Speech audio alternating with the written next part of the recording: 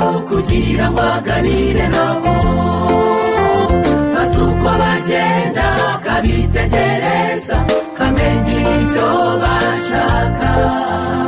Bamwe yabonaga ko bafite inyota yo kumva ubutumwa bwiza, hari abandi nabo yabonaga yuko bagenzwa n'inyungu zabo. Arabibwiraga ko agiye kuba umwami maze akabagira abatware, bitwikiraga gukomera cyene waba ubwibone n'uburyarya. Ese abarebye neza maze arababwira ati hahirwa abakene mu mitima yabo, kuko ubwami bwo mu ijuru ari ubwabo. Hahirwa abashavura bakababazwa, kuko abo ni bo bazahozwa. Barahirwa bafite inzara n'inyota byo gukiranuka, bo bazahazwa.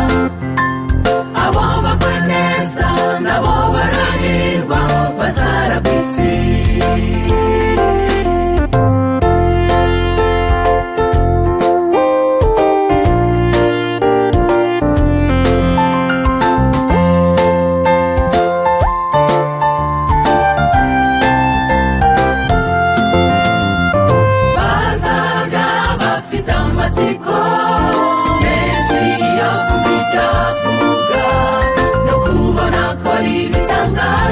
Cyangwa kubona abagirira neza, hari abari bikumburiye y'amafi imigati nk'aya yindi, abandi bakamisabira ubutunzi mu byaro n'umugisha.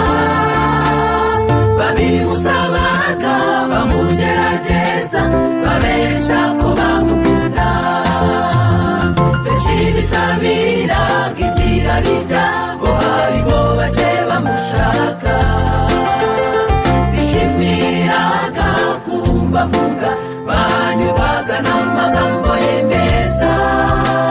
Ese abarebye neza maze arababwira ati hahirwa abakene mu mitima yabo, kuko ubwami bwo mu ijuru ari ubwabo. Hahirwa abashavura bakababazwa, kuko abo ni bo bazahozwa. Barahirwa bafite inzara n'inyota byo gukiranuka, bo bazahazwa. Abo bakora neza nabo barahirwa, bazaragwa isi.